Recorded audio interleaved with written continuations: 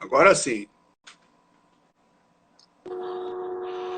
Aí, Ferrari, agora sim, hein?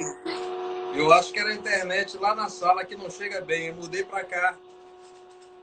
Que nada, você que comeu mosca aí, tirou a barba, hein? Ficou bonito. Orientação, né? Não é pra tirar, pra não contrair. Então, tintim. É isso aí. Amém. E aí, muita gente em peso participando? Nossa, só tá entrando gente, hein? Chamei alguns amigos queridos pra congregar com a gente aqui, né? E trouxe É também isso aí. esse amigo aqui muito especial aqui, que sempre tá comigo aqui, ó. Ah, é? Esse é o Falcon sem barba ou com barba? Esse aqui é o Falco com barba. Um da minha coleção. Esse aqui é o primeiro. É o que aparece no meu clipe de Deixa eu te falar. Beleza. E aí, cara, como é que tá? Ó, estamos aí a Aprovei- todo vapor, né? Tá Retornamos. aproveitando que tá em casa direto para gravar, né? Pode ter certeza, né? Gravar e trabalhar, né? Porque o trabalho continua, né? Só que É, agora eu tô acumulando faxina, né? Eu também sou faxineiro e também sou cozinheiro. Além do trabalho propriamente, aí eu retornei também as gravações. Né? Hoje mesmo eu acabei de te mandar trifocal. muito bom.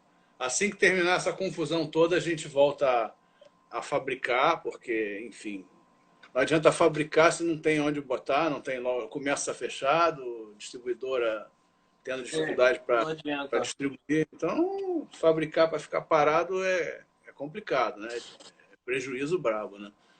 Mas Sim, com certeza. a gente tem feito trabalho na internet aí desde que você começou, aí já tem 2 anos isso, né? Essa tua carreira Nós fonográfica. lançamos o primeiro Primeiro, single em junho de 2018. vai fazer 2 anos, né? E você está sempre Essa produzindo, brincadeira né? já. Mas, Assim, passou a ser uma descoberta, uma descoberta dentro da descoberta, né?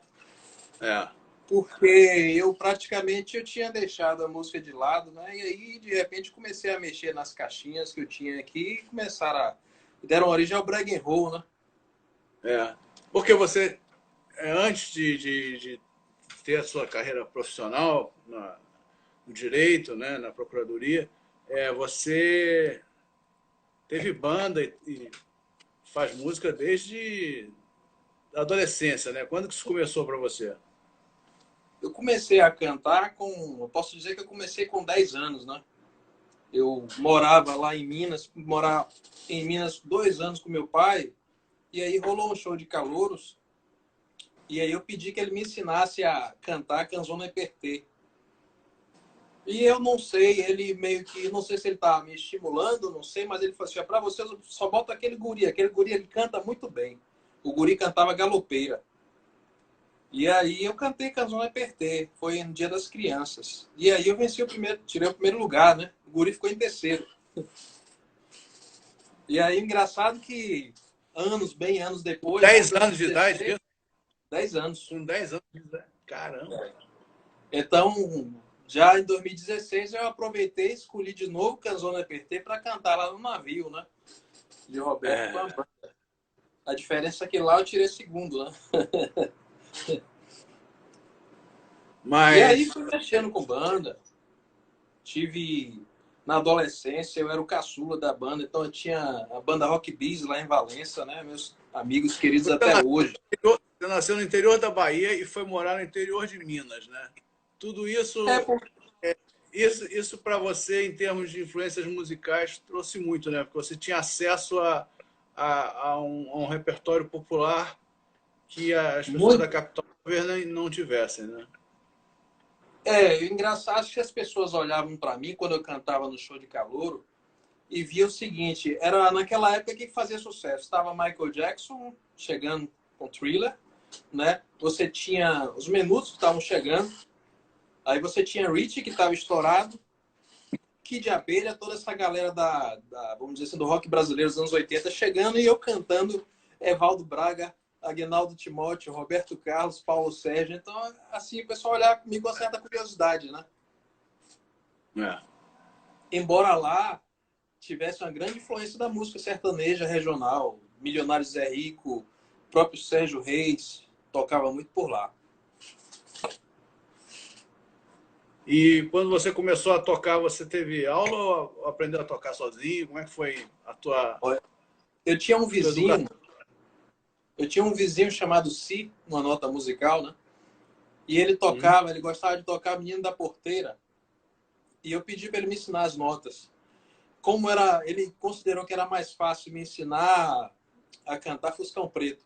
Então, Fuscão Preto acabou sendo a primeira música que eu aprendi a tocar no violão, em Ré maior, né? Fuscão Preto. Mas ele, assim, ele não era um cara muito, tecnicamente muito bom. Mas o que ele sabia, ele me ensinou. E aí, depois eu fui atrás. Eu fui correndo aí de forma autodidata. Aham. Mas como fã e colecionador, você descobriu a Jovem Guarda, os cantores populares, Beatles, tudo simultaneamente? Ou o que que veio primeiro? Rapaz, a ordem era o seguinte: eu tinha meus pais, lá na minha primeira infância, que escutava muito o Roberto Carlos. Eu tinha aquele tocadisco da Philips vermelho que ficava no chão e a caixa de som era a própria tampa. A E própria aí tinha os tampa, né? discos de 69, 74, 73, Roberto Carlos, eu escutava muito. Quando meus pais se separaram e eu fui para Valença, tinha meus tios que curtiam muito MPB, Chico Buarque, Milton Nascimento. Pô, a primeira vez que eu escutei Milton Nascimento naquela música Cálice de Chico, foi uma revelação. Pois, rapaz, quem é esse cara? É, E aí foi se fundindo, né? E havia também naquela época a popularidade das AMs, né? é. Então as AMs tocavam muito Fernando Mendes, Odair José, José Augusto, uma galera muito popular. Então acabou que as minhas influências acabavam sendo assim um caldeirão, né? Uma grande mistura. Os Beatles chegaram por último, né? Foi exatamente quando depois de Roberto Carlos teve Elvis, né? Teve quando Elvis morreu, a Globo passava sempre os filmes na sessão da tarde É. e os Beatles vieram com a morte de John Lennon. Estava diante da TV, ele tinha uma cadeira grande e eu tinha uma cadeira miniatura, cadeira do papai. Então a gente sentava do lado do outro e assistia o jornal. E aí, quando deu a morte de John Lennon, eu fiquei, quem será esse cara? E aí surgiram as revistas, e eu fui atrás. Tanto é que na época eu achava que o assassino na foto era John Lennon. E John Lennon era o assassino, depois que eu desfiz essa confusão.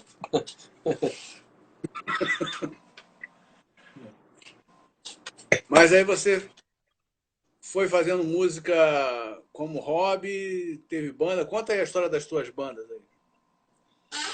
É, esse primeiro período, né? E logo em seguida eu fui morar em Itaiobeiras, né? Com meu pai. Passei lá 2 anos, comecei a cantar em show de calor, eu descobri que eu podia cantar, né? E aí eu voltei para Valença. Nisso que eu voltei para Valença, eu comecei a me juntar com outros amigos e começamos a montar banda. Primeiro eu cantava em casamento, né? Mas tinha uma voz muito fina, eu era criança ainda, eu cantava no coral e tal. Depois eu juntei com os amigos e formamos a Rock Bis. Antes disso, naturalmente, que eu me deparei com uma figura que foi uma grande influência para mim, que foi Leif Erikson, né? Que fazia parte dos Minos, aqui em Ah, Salvador, junto com o Pepeu Gomes. Então, o Leif fez muito minha cabeça. Me ensinou quem era Chick Berry, quem era Little Richard. A gente fazia muito dueto cantando música dos Beatles. Então, assim, a partir dele, eu formei uma banda, né, a Rock Bis, que durou até o período que eu voltei para Minas fazer faculdade. Lá eu tive outra banda, voltei e retomei a Rock Bis. Né? E hoje em dia nós encerramos os trabalhos e eu estou com uma banda de trabalho aqui com os meus colegas de trabalho que nós chamamos de Gambiarras. e qual é o mote? É fazer show em festas e O da Gambiarras, basicamente, a gente se diverte com as festas institucionais, as festas de trabalho. Às vezes a gente vai para o pub, a gente não cobra, né? A gente não pode cobrar. Mas a gente se diverte bastante um com o outro, né? Agora com com essa quarentena, esse isolamento aí, a gente deu um tempo dos ensaios. E aí eu pude me dedicar mais ao projeto das canções de Raulzito Volume 2. Pois é. Você se afastou um pouco da música, como você mesmo falou, quando você precisou estudar e dedicar-se à sua carreira no direito e tudo mais, deve ter dado uma parada. Aquele lance com o Roberto no navio, aquilo serviu para te estimular? Qual foi aquele barato para você? Aquele lance de Roberto no navio... Conta aí, foi conta mais a ou história menos para as pessoas. Conta a história para as pessoas. como eu cheguei lá. É Olha, claro. eu peguei amizade com o segurança dele, fui fazendo amizade. O que eu Do fazia? Roberto Carlos. As pessoas têm que É, saber. Eu tô falando de Roberto Carlos. isso, eu peguei amizade com o segurança dele, por quê? Porque o Roberto foi fazer show em Recife, em 2012, e aí eu descobri qual era o hotel dele, fui hospedar no hotel. Então eu procurei saber por onde é que ele passava para ir para os shows. E aí a moça que tinha um stand de massagem, assim, eu agendei o horário de massagem com ela só para ficar ali, naquele momento, naquele lugar do hotel que ninguém circulava. Então eu tinha que justificar minha presença ali. Então era lá por Acredito. baixo, meu subsolo. E aí eu agendei a massagem com ela, ela falou, olha, vem ele. Aí passou, eu comecei a fazer amizade com segurança depois, eu gostaria muito de conhecer o Roberto. Ele olhou para mim assim, deve ter pensado, esse cara não tem cara de psicopata. Mas eu tive que esperar mais 2 anos. É. Aí eu voltei, 2 anos depois, me instalei no hotel de novo. E aí, lembra de mim? Ele olhou para mim assim. Ah, lembro. Eu estava com a namorada na época, ele lembrou mais dela do que de mim. E aí, ele falou assim, estávamos na piscina, ele falou o seguinte, na hora do show, fica em tal lugar que eu vou puxar vocês. E aí nós fomos para lá, né? Terminou o show e tal. E aí nos levou o camarim, o Roberto nos levou o camarim, eu fiz essa foto aqui, ó. Isso aqui. Eu lembro dessa foto. Pois é. E aí, fui mantendo amizade com ele, então tudo quanto era show que o Roberto ia fazer na região aqui, eu estava lá participando. Uma vez teve um show lá no Crato, lá em Juazeiro. E aí a equipe toda saiu para almoçar e bora com a gente. E aí eu entrei no carro de Roberto Carlos, o carro que servia Roberto Carlos para levar lá. E o assessor dele falou assim, rapaz, relaxa. Eu não conseguia relaxar. Eu estava sentado exatamente no banco de trás, eu disse, relaxa, rapaz, relaxa. E eu assim, estava teso. E fomos almoçar. Então, assim, eu posso dizer assim que foi 1 ano e meio de camaradagem com essa rapaziada. Até que chegou a minha segunda ida ao navio, em 2016. Então Como era pagante, né? Como pagante. como pagante, naturalmente. Tudo bem. Na época tinha um desconto lá com a amizade com o pessoal da corte, né? Eles davam um desconto pra gente.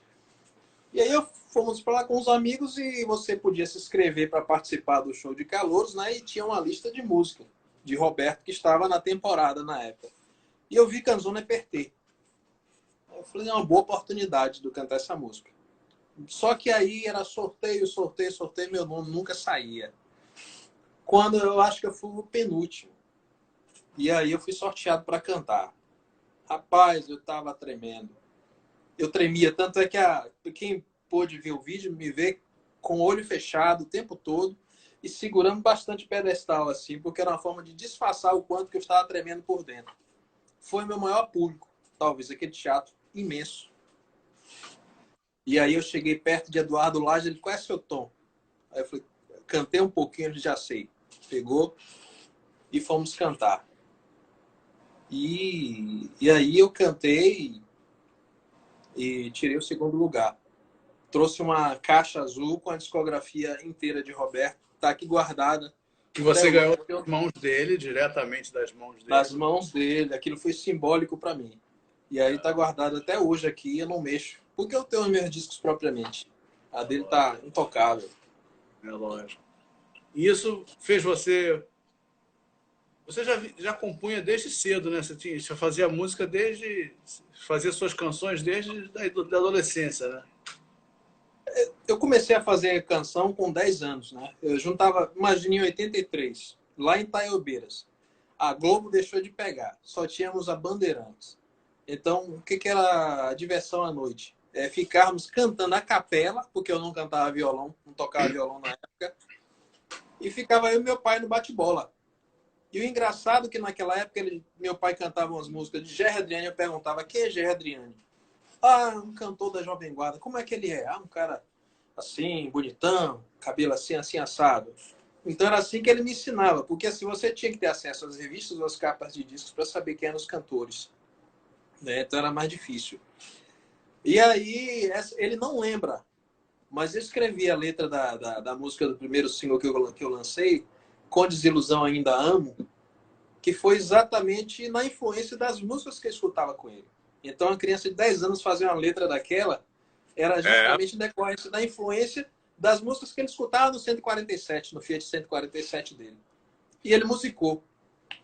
E aí, estava relegado lá até que surgiu uma oportunidade de a gente gravar, né? Mas eram coisas que já fazia parte do passado. Não tinha... Mas você... Foi a primeira coisa que você gravou quando você começou a montar seu esquema de gravação aí em casa? Foi...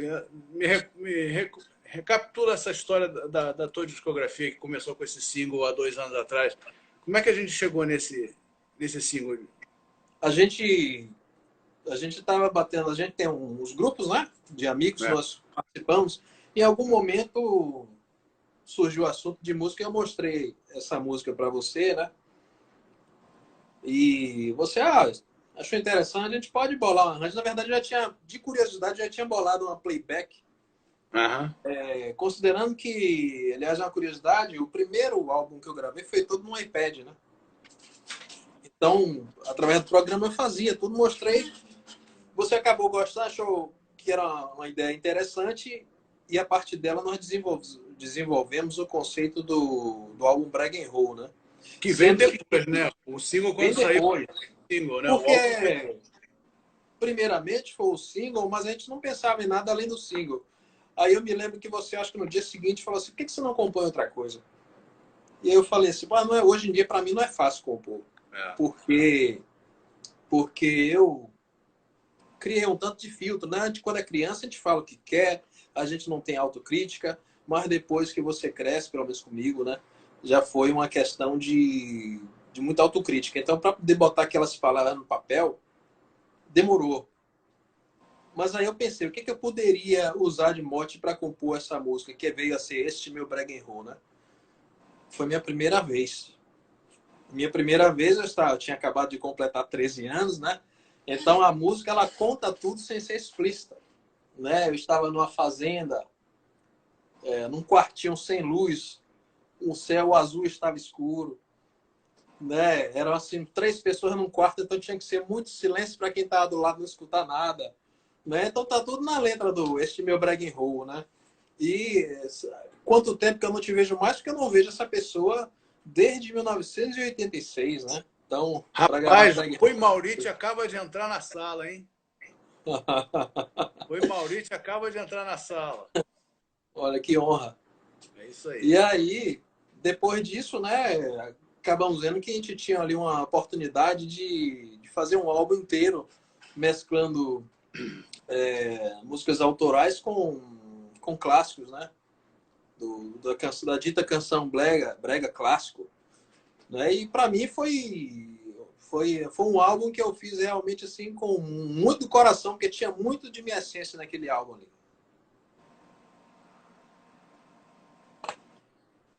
Mas assim, o álbum tem alguns covers, né? Foram Sim, escolhidos. nós Foram fizemos escolhidos. cover, nós fizemos cover de Reginaldo Rossi, É. que é a própria me lembram com muita saudade aquele bailinho, Raposa e a as Uvas. Raposa e as Uvas. É. Fizemos Eu Te Amo, Eu Te Venero, de Paulo Sérgio. Sidney Magal, resgatei uma música do segundo LP de Sidney Magal, né? Quero, que é uma das minhas prediletas. Nós chegamos também, eu gravei Secretária da Beira do Cais, botei uma espécie de valsa. Né? E além disso, nós tivemos as músicas que compus e as que nós fizemos em parceria também, né? Pois é, que foi um grande barato, né? Mas desatino. tá com violão aí para tocar alguma coisa? Tá aqui do lado. Então toca a primeira música, primeiro single, Primeiro single. que virou uma coisa cult entre os amigos, né?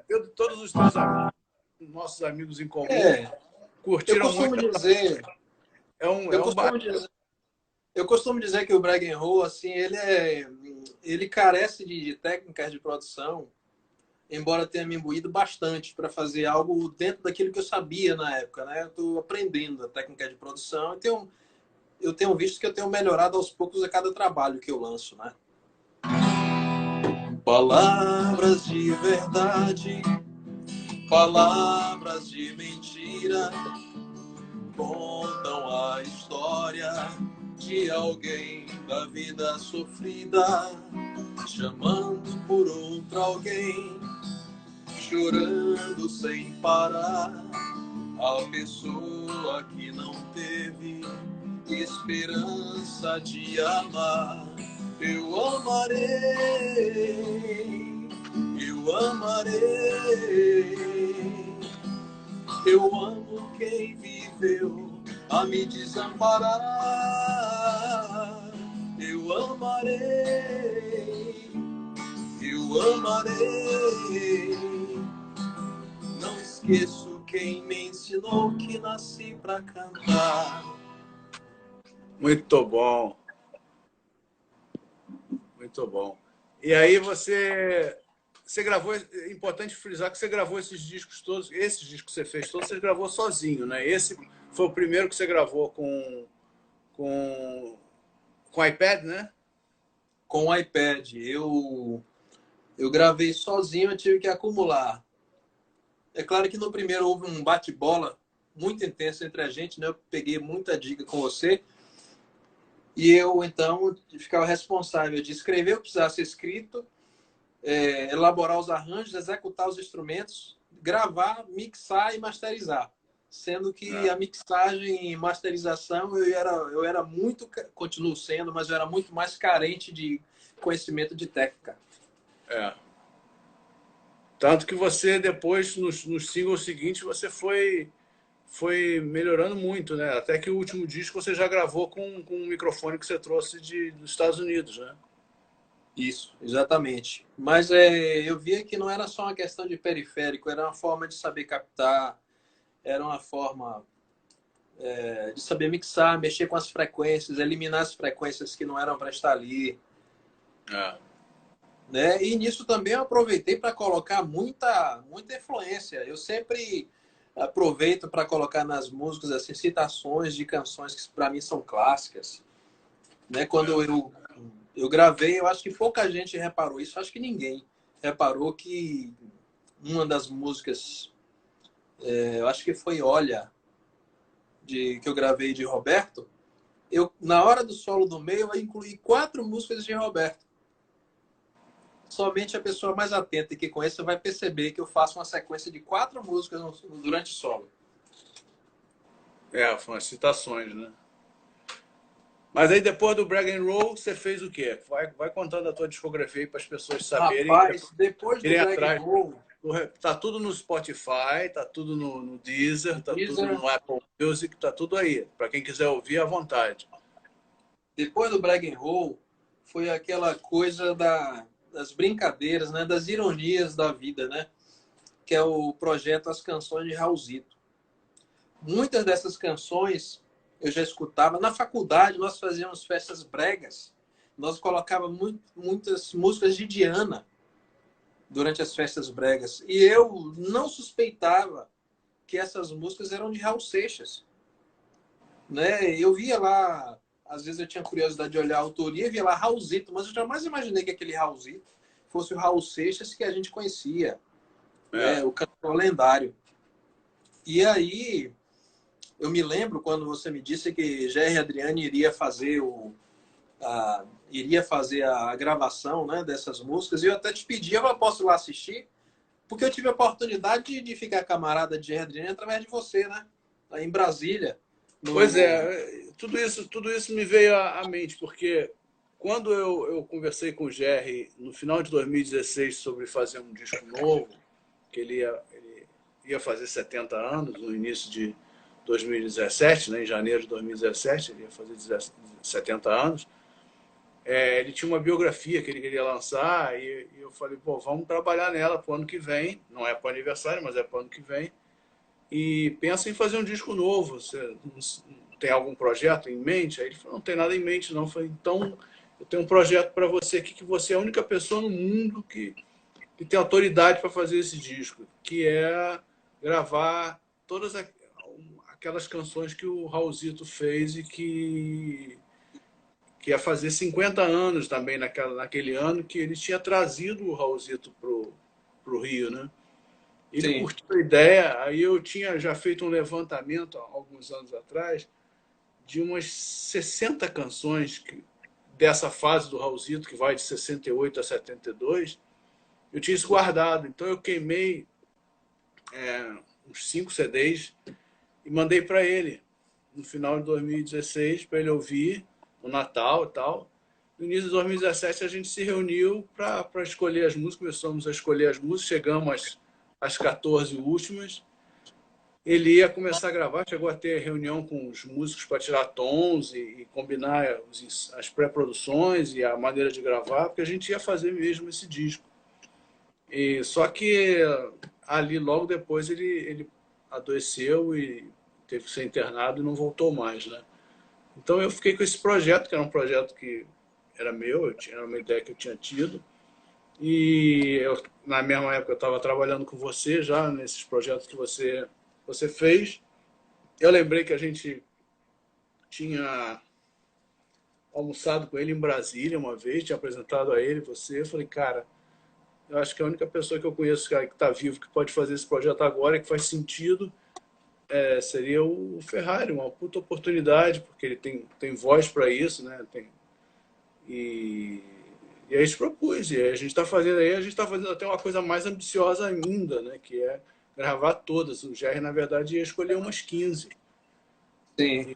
E a tua ideia, a nossa ideia é você gravar todas as 60, né? Então você já Sim. gravou 15, que já saíram no volume 1 aí ano passado. Já tem 5 gravadas para o próximo volume. E a gente vai fazendo, e de repente vai fazer físico também, CD físico desses, porque Raul interessa muito as pessoas, né, os fãs, os colecionadores. Eu acho que pode ser uma oportunidade bacana de fazer o CD físico também desses discos. A gente vai fazer do volume 1, né, já temos as autorizações, vamos lançar aí até o meio do ano, se Deus quiser. Sim, E aí, nesse meio tempo, né, para complicar ainda mais a tua vida, você foi para os Estados Unidos, visitou lá Graceland, Memphis. Rapaz, e aí fudeu tudo, né? É assim, isso acabou sendo meio que uma interrupção no meu projeto de andamento do projeto de Raulzito, né? Porque eu fui para Memphis, na verdade eu juntei a galerinha, fomos lá para os Estados Unidos, fomos assistir um show de Paul McCartney lá em Kentucky, né? E acabamos indo parar em Memphis, né? Fomos lá fazer o que todo turista fã faz, né? Fomos em Graceland, conheci a casa deles e reservamos 2 horas, salvo engano, 2 horas lá no estúdio, no Sun Que é Records. nada. 2 horas é nada. É nada. Eu levei, salvo engano, 5 ou 7 músicas para gravar. Eu tava lá com a listinha de 5, 7 músicas. E na hora, assim, acabaram que foram fluindo muito rápido. Eu achei que eu fosse errar muito. Mandou ver.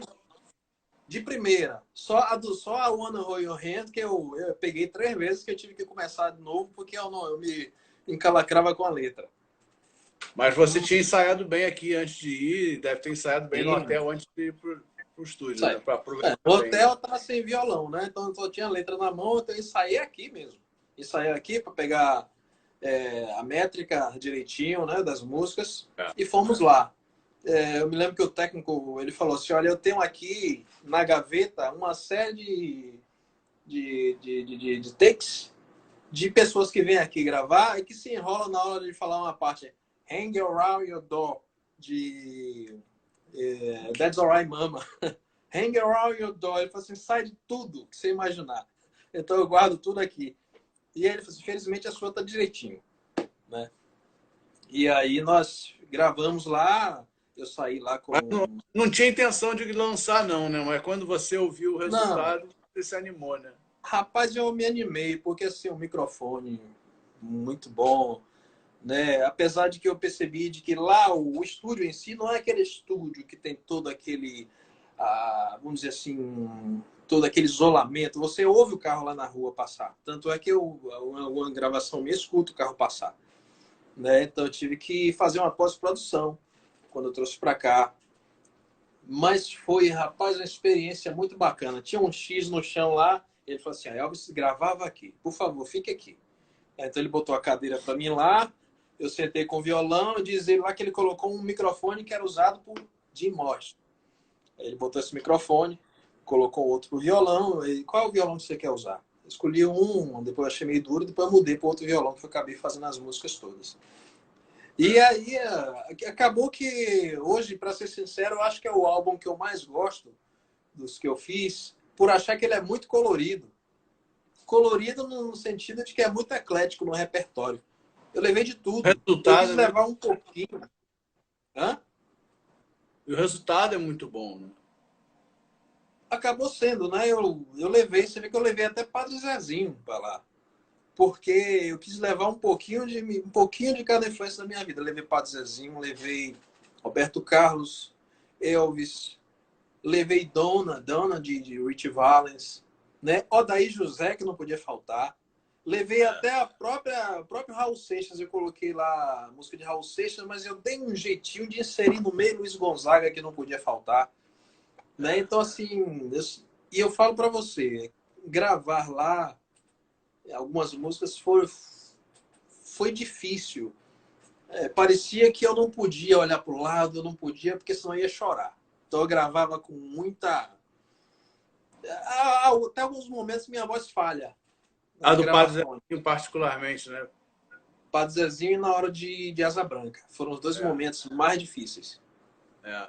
Mas assim, como o Francisco mesmo falou aí ainda agora, esse é um disco que merece a gente pensar em fazer um CD, né? Eu faria no maior prazer. Eu faria Principalmente até vinil, nem que seja comprar só 250 ficar. unidades, né? Se o Francisco comprar 250 unidades para vender aqui no Rio para os amigos dele, a gente faz, Ah, sim. Eu percebo né? que ele tem muito espaço em casa. Como ele É, arruma lá os discos dele lá, ele tem espaço, dá pra botar 250 unidades numa boa. é, é lógico, é lógico. Acho que É um disco caminho que eu mesmo. gosto muito e que eu faria, até se tivesse oportunidade, eu faria até vinil dele. Até porque eu gosto da capa. Pô, Muito vale a colorido. pena, vale a pena, a qualquer momento, dá para fazer sim. E aí, você agora já está fazendo o volume 2 do Raulzito, né? Isso. O desafio agora é que eu creio que a maioria das músicas que eu conhecia, eu já enfrentei.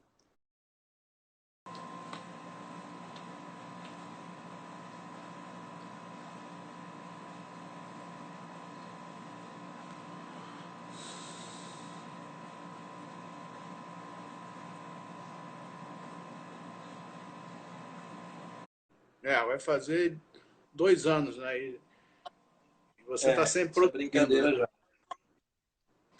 Mas, Assim, passou a ser uma descoberta, uma descoberta dentro da descoberta, né? é, Porque eu tinha deixado a música de lado, né? E aí, de repente, comecei a mexer nas caixinhas que eu tinha aqui e deram origem ao brag and roll, né? é. Porque você, antes de ter a sua carreira profissional no direito, né, na procuradoria, você teve banda e faz música desde a adolescência, né? Quando que isso começou para você? Inteira, confusão. E, na época tinha um disco fazer uma letra daquela, era É, justamente de 1986, né? A sofrida. Que com isso você vai perceber que eu faço uma sequência de 4 músicas durante o solo. foram as citações, né? Mas aí depois do Brag and Roll, você reuniu para... Salvo engano. Hã? E o resultado é muito bom, né?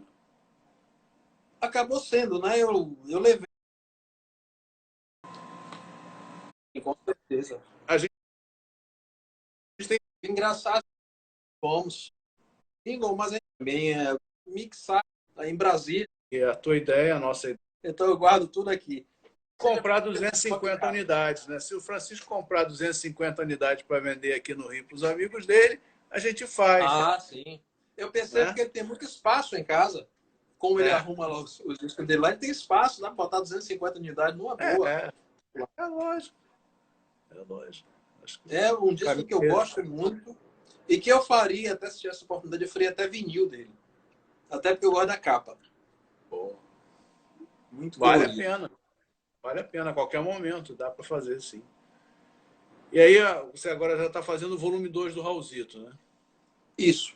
O desafio agora é que eu creio que a maioria das músicas que eu conhecia, eu já enfrentei.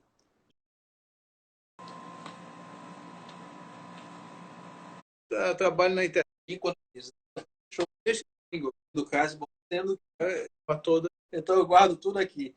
Comprar 250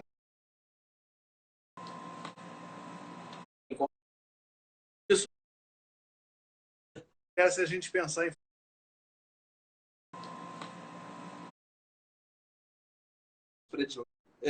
Eu tive a oportunidade. o GR na verdade. Agora, esse é um disco